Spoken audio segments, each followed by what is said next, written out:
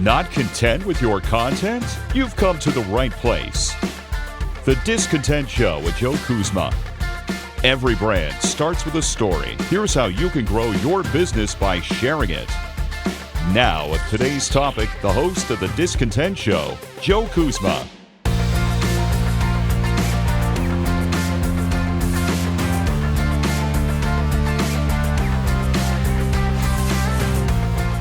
Hello, everyone, and welcome to The Discontent Show. My name is Joe Kuzma, and today I've got some new tips and tricks just based on some things I've done in my personal life when, life gets busy. You're always out and about on the road, always up to something, and you're like, how can I keep up with maintaining my blog? And a lot of this will also apply to other aspects of social media, but I wanted to just stick to kind of writing because even when you're doing social media and even with podcasting, to be honest, you might have to write some show notes and things like that. How do you do this when, you're not sitting in the office or your home office or a spot that you have at home with a desktop computer?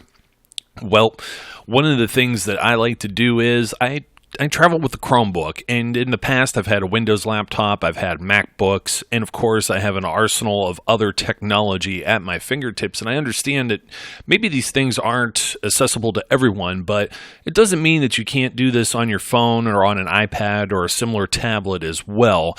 And I'm going to cover some different things that will, this should help you out. And to be completely honest, you never know when you may have some free time or when the opportunity will strike. I'll give you an example.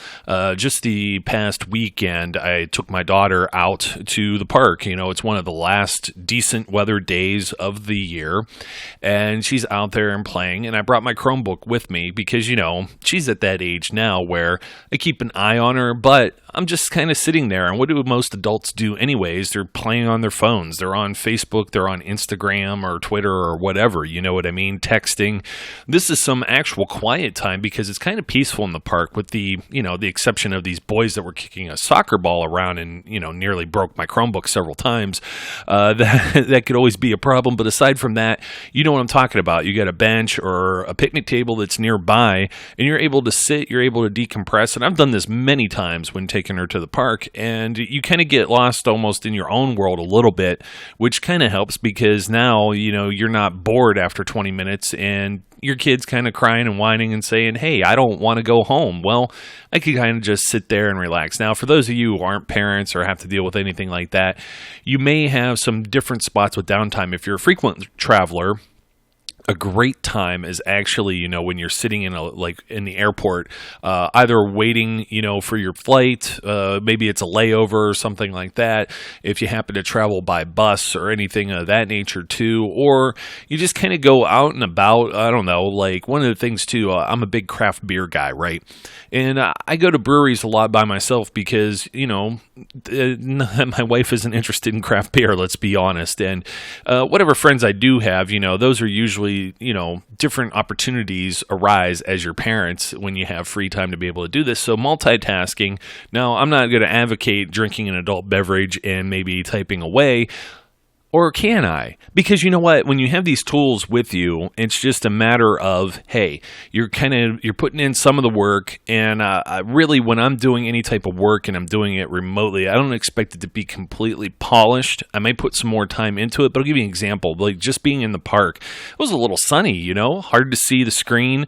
Maybe I mistyped some words, but there's plenty of different pieces of software, different things that you could use in order to help clean that up. So what I actually end up doing a lot of times is I will start writing an article or I'll start writing a piece on the road. And even to the point of I have an iPhone, so I'm using Siri, right? And I'm using the voice dictation. Hopefully it doesn't ding over here and hears me doing whatever. Those are the activation words for it. But I will use some software and actually use the voice dictation, and it'll put some things in there. And as we all know, there's autocorrect or it gets it wrong. But you get the point. You can return to it when you're actually sitting at the office. And now instead of spending, an hour on working on something, maybe you only have to spend 15 or 20 minutes cleaning it up and getting it ready for, prime time. So here's some things that I like to use particularly, and they're pretty much multi-platform. And if you're really stuck on the old traditional, I have to do it in the basic kind of format and software that I'm used to, if you have Mac products, I think within like the last 5 years or so, they have given you their whole, it used to be the iWork suite. And I mean, God, that's really, dating me for people who know when that stopped happening. But they've been giving that pretty much away. We're talking about Pages and Numbers and Keynote and those type of software. Now, Pages, if you're not familiar, for those of you who are the PC and the Windows crowd out there, that's the equivalent of Microsoft Word. So either or. Now, Word, you may have to pay for somewhere, but they do have a version that's online, and I'll speak about that in a moment.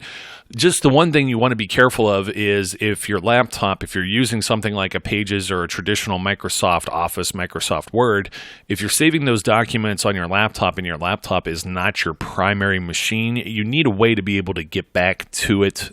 Maybe you could email the file to yourself if you have email on your device. You could put it in the cloud. Dropbox is a great place, a really great place actually, to do that type of stuff, because then if you have Dropbox installed on several devices, you can go back and forth and then continue your work on the next device because it's in the cloud, right?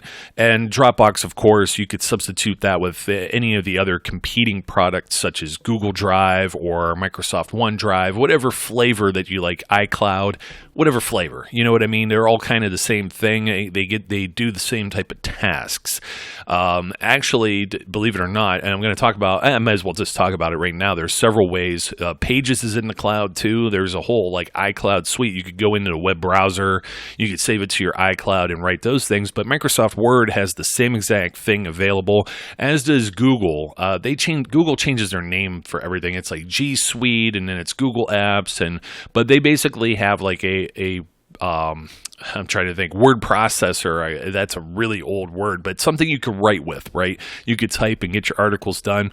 And oftentimes all three pieces of these software, these competing products, will allow you to download an actual kind of doc file or a Pages file. Then you could also still continue your work on an actual desktop machine. In fact, one of my favorite things to do is I have like a really state-of-the-art, really bomb kind of desktop computer. It really is state-of-the-art type of technology here.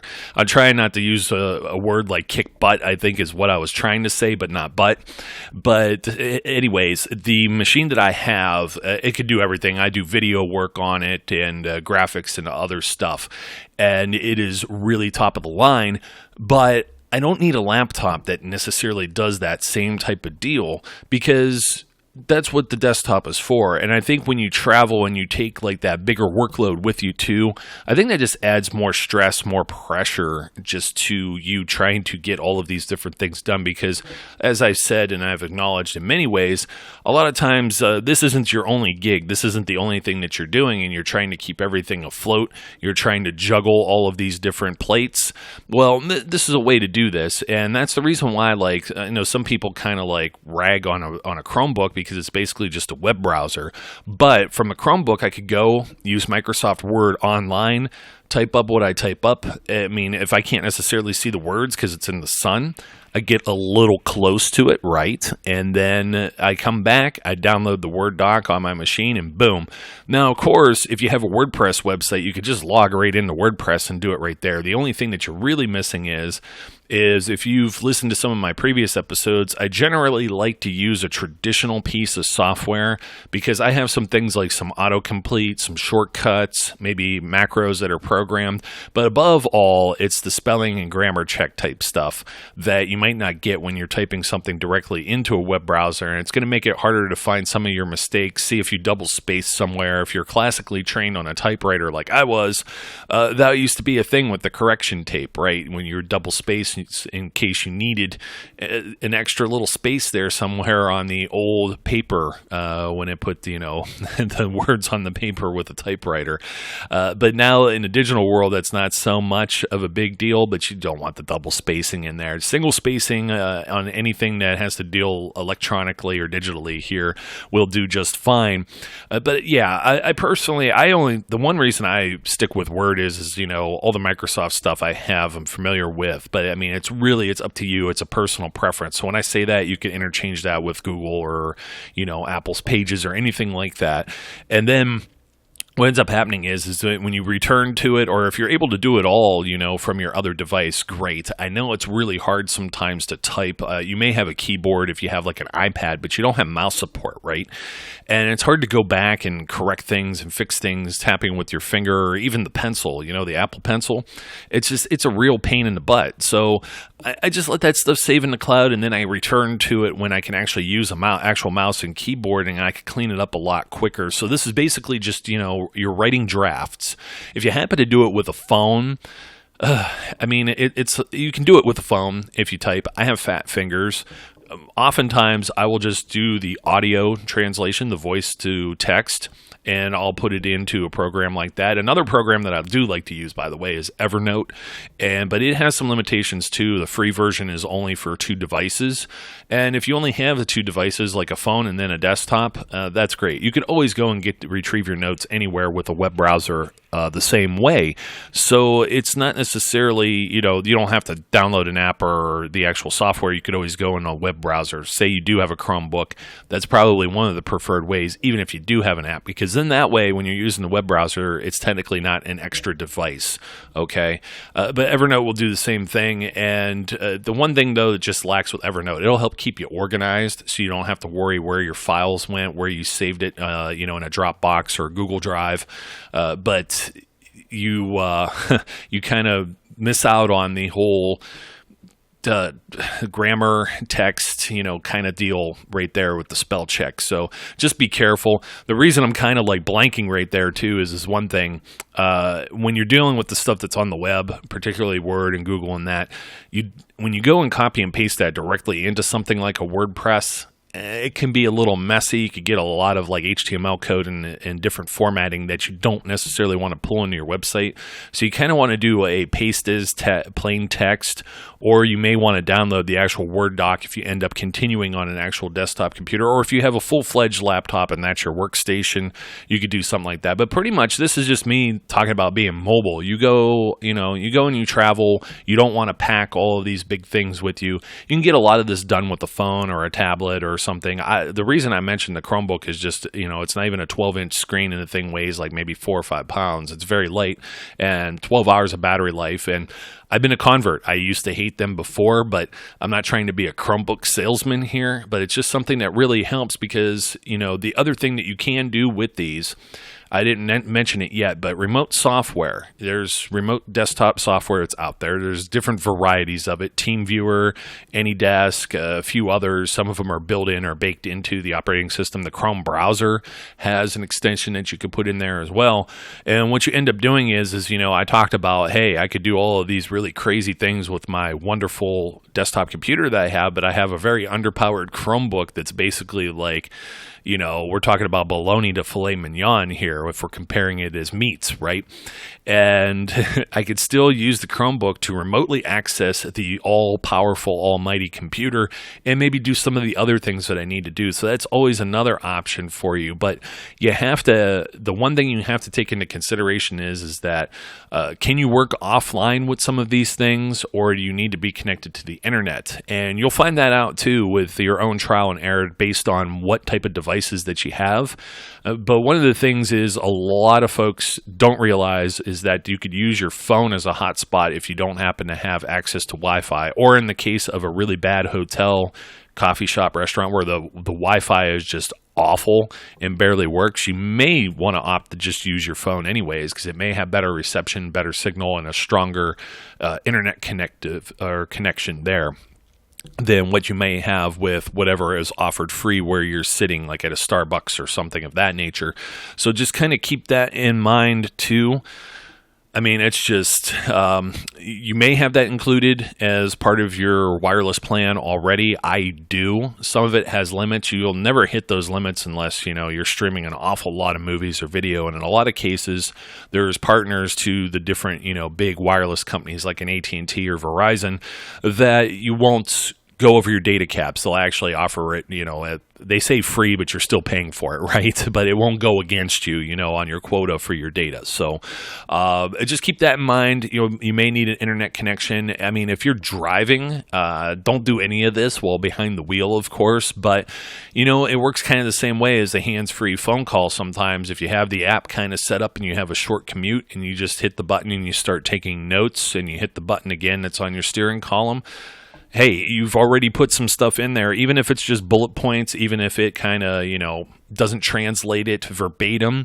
These are small areas where you find yourself with a few extra minutes where you can multitask and you're able to get ahead of the game that way. So I hope you find that very helpful, because whenever I went to look for this type of information, you want to write a blog while you're traveling or while you're on the road or anything like that, all of the advice is how to start a travel blog, and that's not what we're looking for unless that you do a travel blog. And then in that case, this information should be very helpful. I hope you enjoyed. As always, my name is Joe. Don't forget to leave a review or to like, comment, and subscribe, depending on what service you're listening at. And as always, I encourage my listeners to be safe, be good, and I'll catch you later. Hi folks, this is Joe Kuzma. No, don't worry, you're not hearing things twice. I'm just here to say, from the bottom of my heart, thank you for listening to today's show and being a follower and subscriber of the Discontent Podcast. And I want to remind you that if you're interested in more information about all the various things it is that I do, whether it be about this show, content marketing, or you want to ask a question, you may visit me at joekuzma.com. That's JOEKUZMA.com. Or you can follow me as well on Facebook. Make sure you get the page and not the personal profile. Sorry, it's only for friends and family. Also on Twitter at Joe_Kuzma, LinkedIn or Instagram. Also, don't forget, if you haven't already, subscribe, whether that be on iTunes, YouTube, or your favorite podcast provider, so you don't miss out on any of the great episodes that we have. Once again, thank you again for your support, and I look forward, as always, to speaking and interacting with each of you again soon.